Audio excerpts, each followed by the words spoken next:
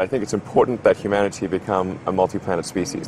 I think most people would agree that a future where we're a spacefaring civilization is inspiring and exciting compared with one where we are forever confined to Earth until some eventual extinction event.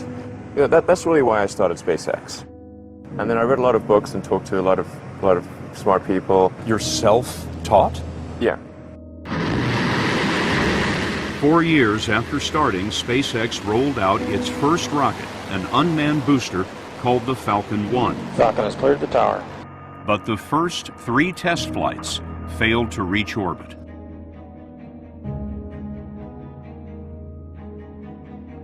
When you had that third failure in a row, did you think, I need to pack this in? Never. Why not? I don't ever give up.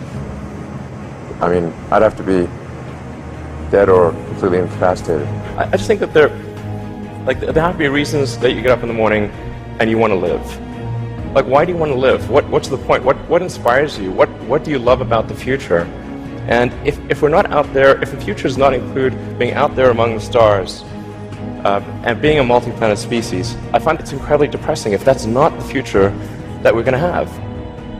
I think we're at the dawn of a new era, and I think it's going to be very exciting. But I want to be clear, I'm not trying to be anyone's savior. I'm just trying to think about the future and not be sad.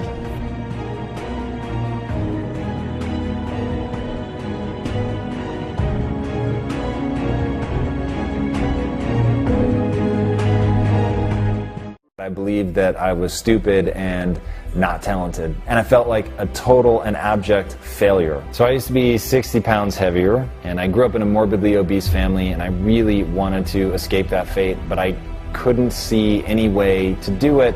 All that I had was this crushing sense of being adrift at sea and not knowing how to get back to shore.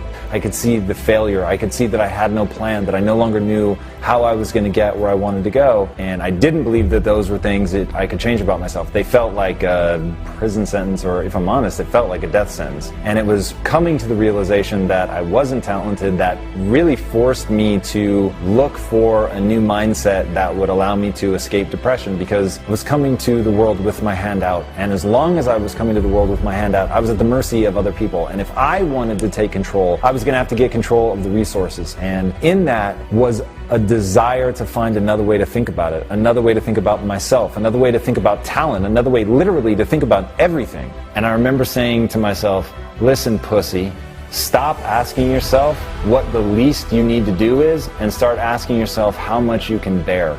I began to develop a growth mindset. I needed to believe that by working really hard, that I could get better at anything. And if that were true, then I just needed to buckle down, I needed to practice, I needed to get good, I needed to do the reps, I needed to put in the effort, I needed to be willing to break myself in half to get so good that people couldn't ignore me. The way to do that?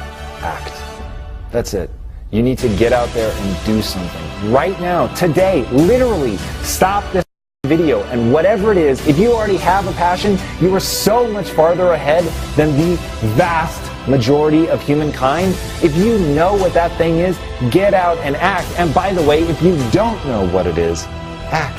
That's the only way that you're going to find out. Go encounter stuff. Go try things. It is in the process of action that you're going to learn the things you need to learn. But if you've been thinking about starting a business, start it. Like, actually build the product right now today. You will learn more, infinitely more, in the process of trying to create it and make it real than you ever will by watching videos, by thinking, by meditating on it, by taking notes. None of it compares. It's not even in the same universe as just going and doing it.